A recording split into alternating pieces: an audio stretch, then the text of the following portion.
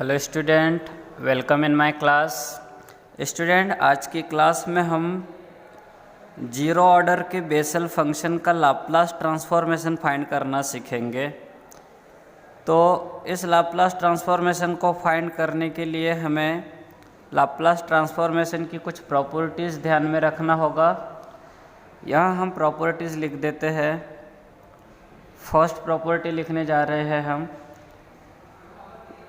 Laplace transformation if Laplace transformation of f of t equals to f of s हो, then Laplace transformation of f of a t equals to होता है 1/a f of s upon a। ये Laplace transformation की first property जिसका इस question में use होने वाला है।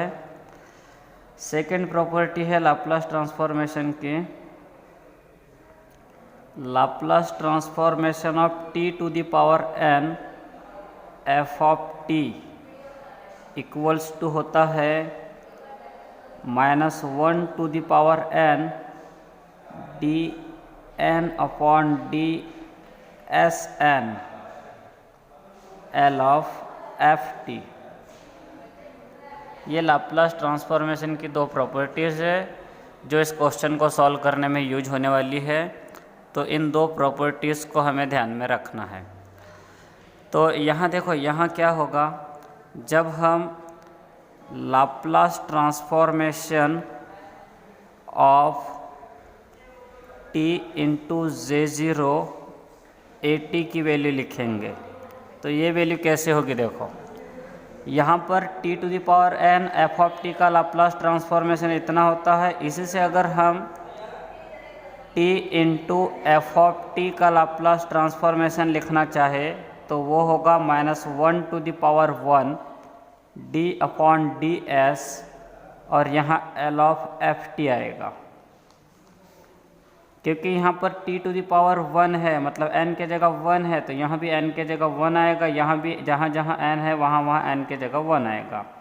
तो ये nth ऑर्डर डेरिवेटिव है, तो ये फर्स्ट ऑर्डर डेरिवेटिव आएगा इसके लिए, क्योंकि n के जगह 1 है।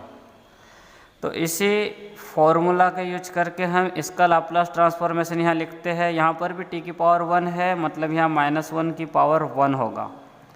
साथ में t की पावर 1 होने के कारण यहाँ फर्स्ट ऑर्डर डेरिवेटिव आएगा और साथ में Laplace transformation of J0 AT आएगा। f ऑफ t के जगह अपने पास यहाँ पर J0 AT है। इस फार्मूला में f ऑफ t यूज हुआ है और इस फार्मूला में मतलब यहाँ पर f ऑफ t के जगह J0 AT है। इसको हम इक्वेशन फर्स्ट दे देते हैं। और इसी टाइप से देखो, Laplace transformation of J0 AT, ये J0 AT का लाप्लास ट्रांसफॉर्मेशन इस फार्मूला के यूज से लिखेंगे। ये f ऑफ AT का Laplace transformation 1/a f of s upon a होता है, तो J0 AT का लाप्लास ट्रांसफॉर्मेशन होगा 1/a f of s upon a, जहाँ ये J0 t का जो लाप्लास ट्रांसफॉर्मेशन है वह f ऑफ s होगा। इसको दे देते हैं हम इक्वेशन सेकेंड। अब हम बेसल फंक्शन लिखते हैं। बेसल फंक्शन, सबसे पहले हम nth ऑर्डर का बेसल फंक्शन लिखेंगे और ऑर्डर n का बेसल फंक्शन लिखने के बाद हम n के जगह 0 लिखेंगे उस बेसल फंक्शन में, जिससे हमें जीरो ऑर्डर का बेसल फंक्शन J0 फाइंड हो मिलेगा। तो यहाँ लिखते हैं, now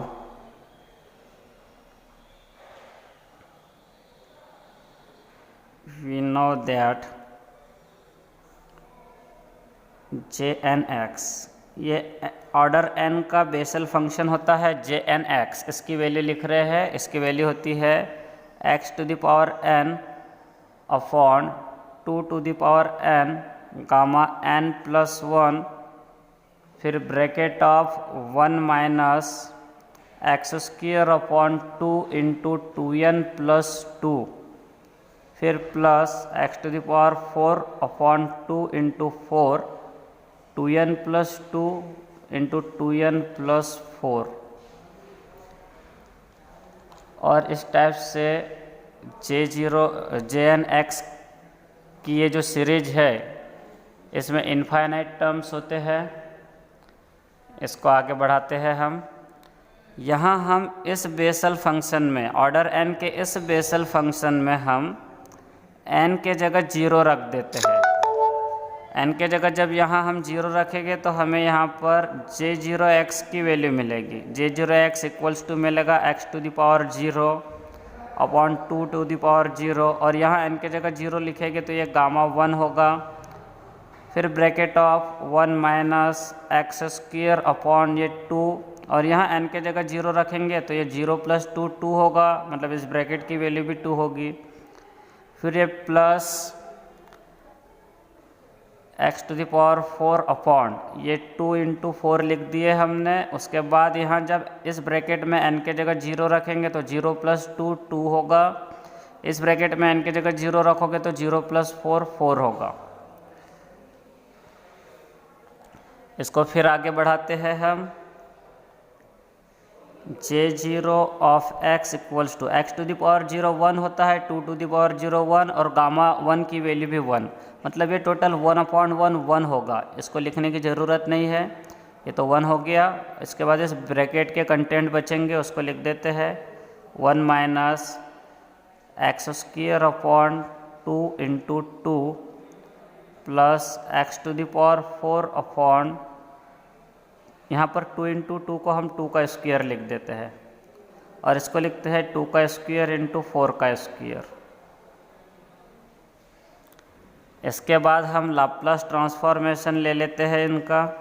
Laplace transformation of J0(x) equals to 1 minus 1 upon 2 to the power 2, और यहाँ Laplace transformation of x square होगा plus 1 upon 2 to the power 2 4 to the power 2, और साथ में यहाँ Laplace transformation of x to the power 4 आएगा।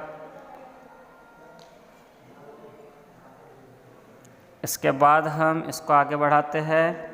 ये 1 लिख दिए minus 1 upon 2 to the power 2, x to the power 2 का लाप्लास ट्रांसफॉर्मेशन लिखना है यहाँ हमें।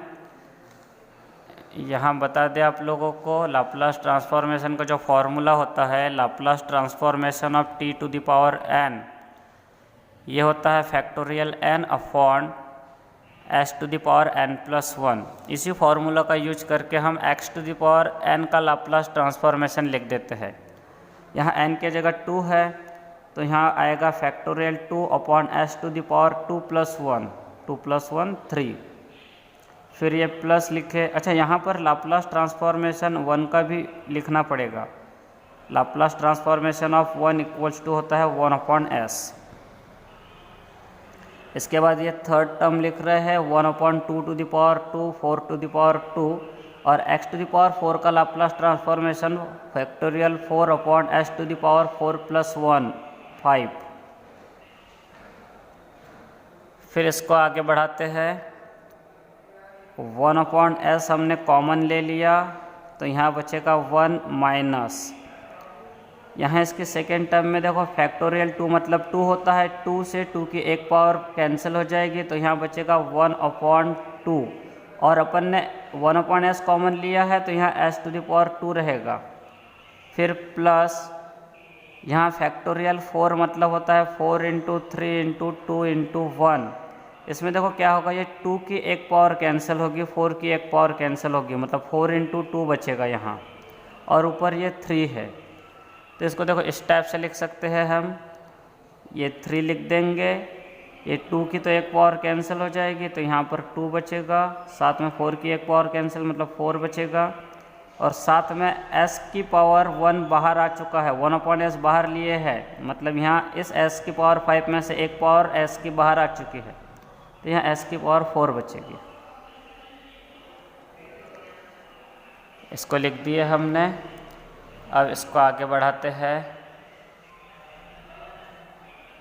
इसी स्टेप को लिखते हैं आगे।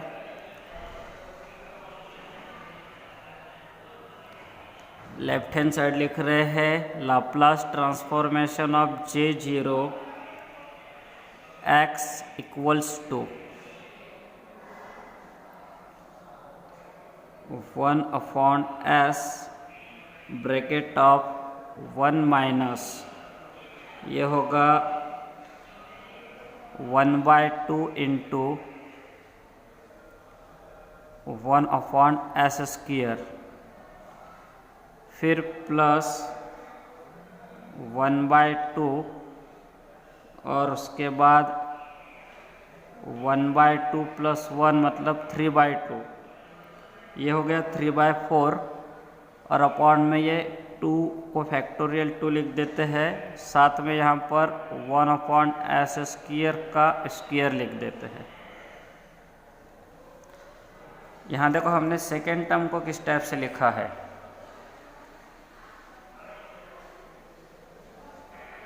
ये 1/2 लिख दिया हमने। ये जो 4 है, इस 4 के 2 फैक्टर है 2 × 2, तो एक फैक्टर 2 को 1 के अपॉन में लिखा 1/2, जो दूसरा फैक्टर 2 बचा था उस 2 को हमने 3 के अपॉन में लिख दिया 3/2, और 3/2 को हमने 1/2 प्लस 1 लिखा, साथ में ये वाला 2 बचा था, इस 2 को हमने फैक्टोरियल 2 लिख दिया। इस 2 को फैक्टोरियल 2 लिखा है, और ये जो 3/4 है, इस 3/4 को हमने 1/2 इंटू 3/2 लिखा, ये 3/4 हो गया। तो देखो यहाँ पर ये 1/2 लिखा और ये 1/2 प्लस 1 3/2 होगा, मतलब ये 1/2 इंटू 3/2 3/4 और 3/4 अपॉन में ये 2, 3/4 अपॉन 2 3/8 होगा, और यहाँ पर भी हमें 3/8 ही लिखना था। ये 3 और अपॉन में ये 2 × 4 8 है, 3/8 लिखना था, जिसे हमने इस टाइप से लिखा, और साथ में 1/s⁴ लिखना था, तो 1/s⁴ को हमने इस टाइप से लिखा 1/s²² मतलब ये 1/s⁴ होगा। अब हमें एक बिनोमियल एक्सप्रेशन को ध्यान में रखना है, ये होता है 1 + x⁻⁻n, इसका बिनोमियल एक्सप्रेशन होता है 1 - nx + n + 1 upon factorial 2x²।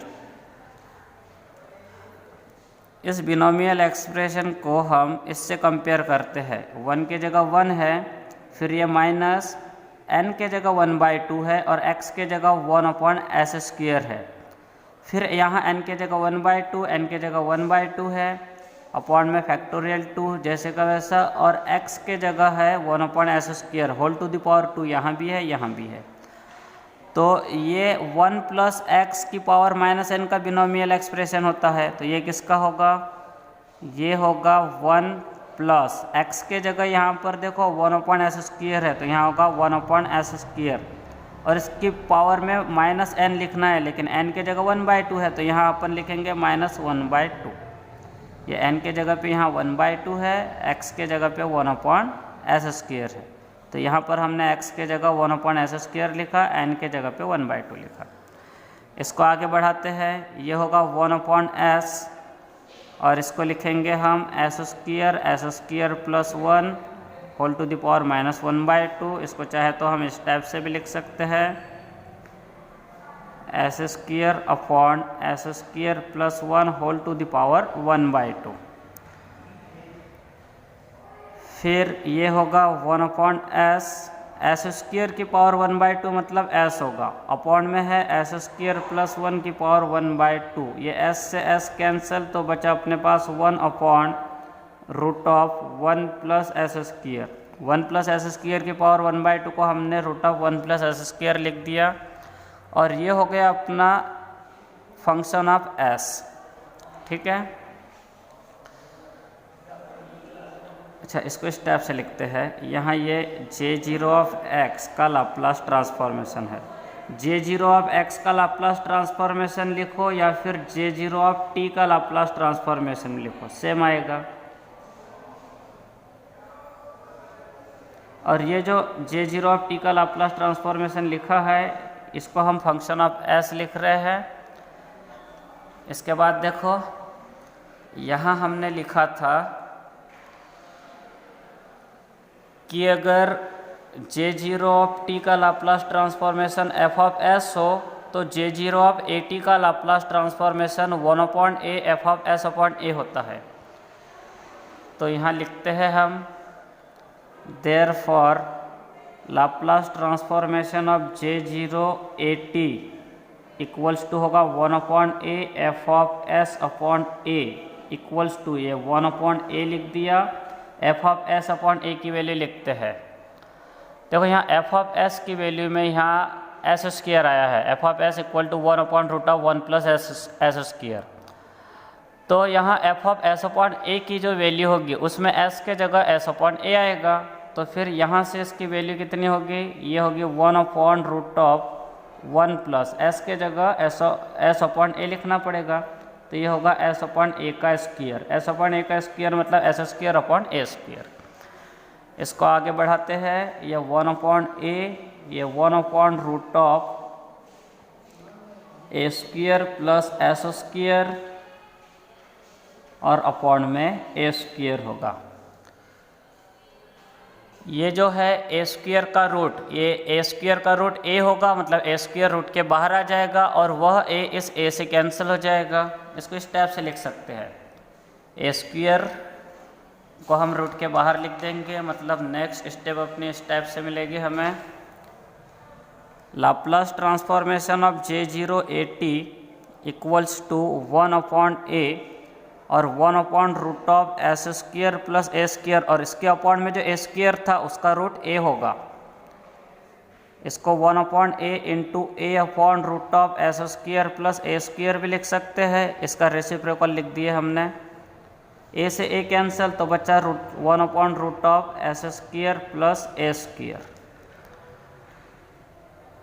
इसको आगे बढ़ाते हैं, ये Laplace transformation of J0 AT है।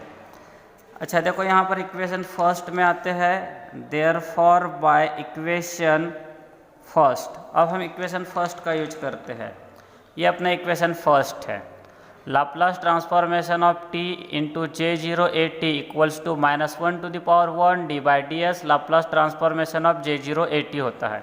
तो इस इक्वेशन का यूज करके हम Laplace transformation of t J0 AT की वैल्यू लिखते हैं। इसकी वैल्यू थी -1 d/ds और यहाँ Laplace transformation of J0 AT, ये -1 मतलब -1 ही होगा, d/ds लिख दिए और L ऑफ J0 AT की वैल्यू लिख देते हैं। यहाँ पर L ऑफ J0 AT की वैल्यू है ये 1/√ऑफ S square plus a square.